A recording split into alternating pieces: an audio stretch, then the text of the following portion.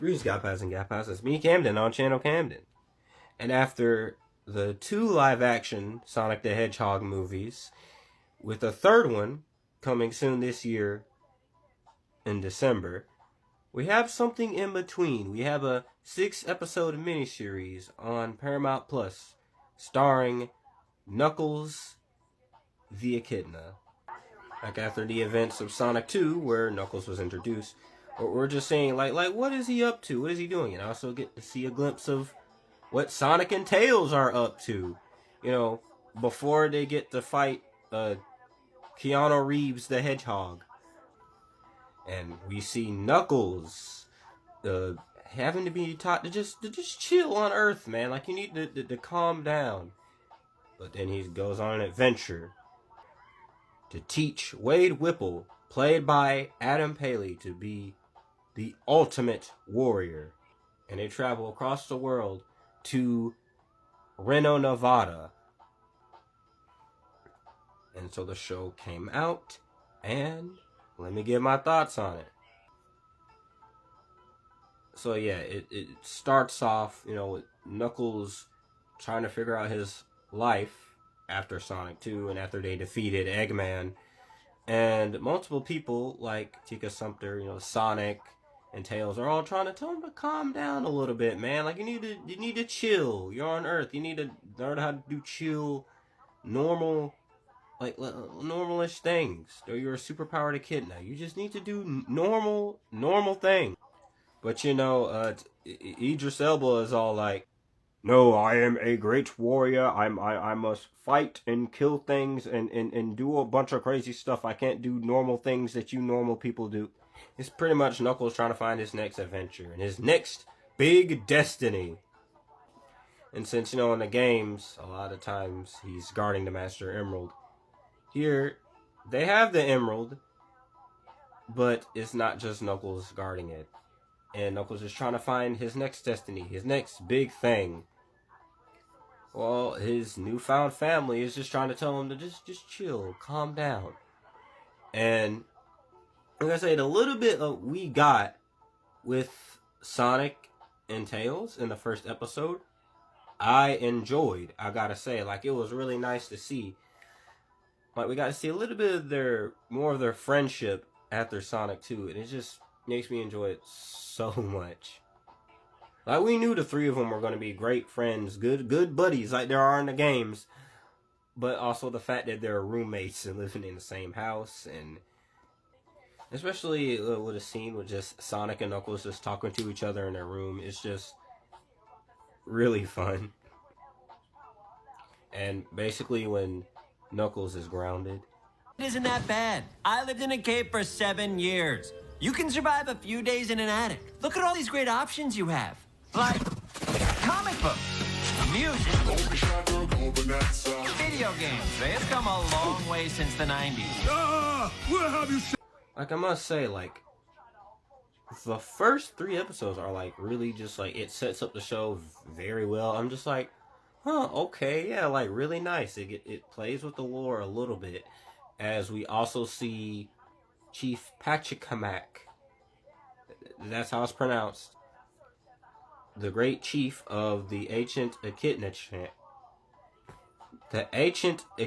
clan. I can't say words today. And he, like, it's kind of like a ghost, and he's giving Knuckles advice. And he's also telling Knuckles about the ways of the warrior. And Pachacamac, being played by Christopher Lloyd, is also very fun. And then when we get to him teaming up with Wade and going around the world, I was like, I guess we're focusing on Wade. Like, honestly, like, we get to see more of Wade Whipple, the other cop that's in the Sonic movies. They're just there. He's just there. I guess, like, he's there. When we see him here, I mean, like, he's not bad. But there was, like, a certain point like with each episode, like to the point where it was nearing around episode 5, I was like, okay, calm down. You know the show is about Knuckles, right? This isn't the Wade Whipple show. Because like with the two characters, it was balanced very well, like with the first few episodes, and then like as it went on to that point, I was like, where's Knuckles? Like, where is he? Like, our boy isn't, like, he's just, where is he? I guess I get it since it's a show and they have to save some of the budget, but like,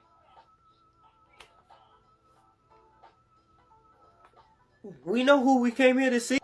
And Wade has his problems with, you know, bowling, and his dad left him, and his sister is a FBI agent, and he has some sort of cardboard cutout of some athlete, and he also has a Ninja Turtle bed, and there's also one episode with the musical number, and yeah, it just becomes like the Wade show for a little bit.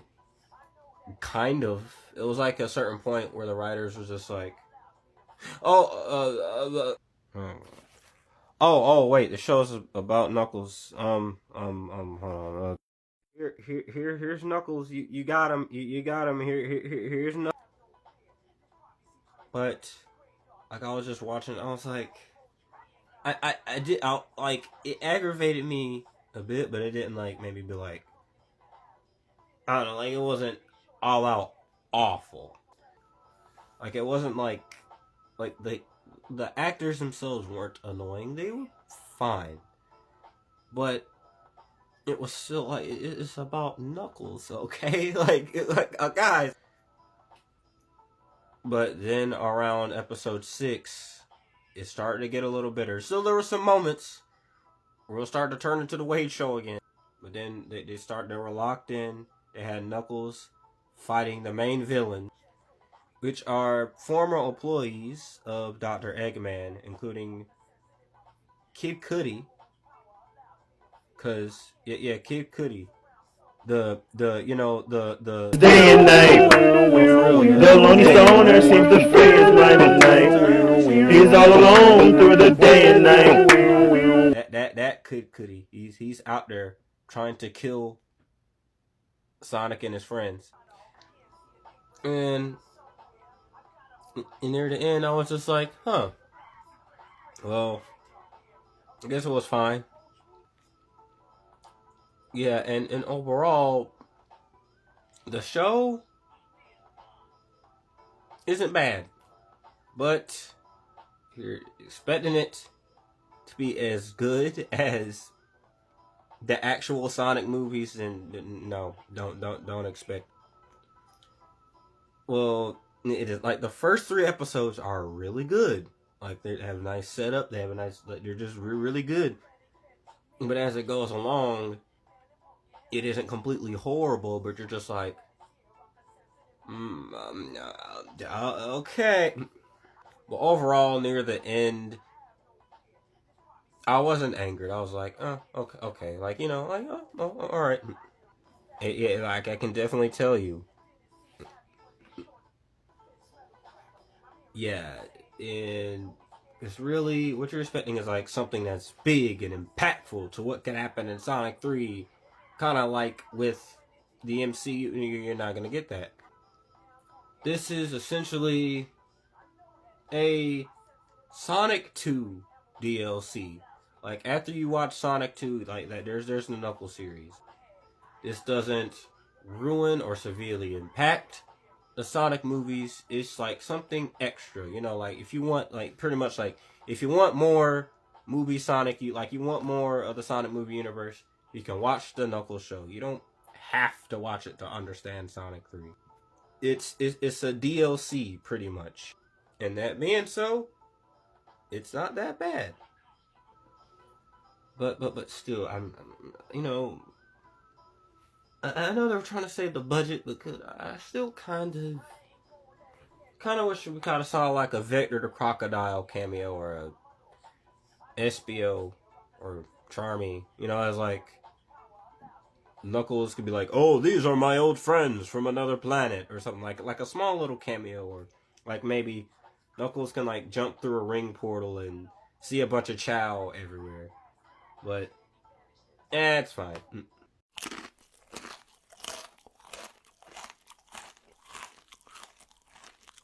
Now with that, I'm hyped for the real movie.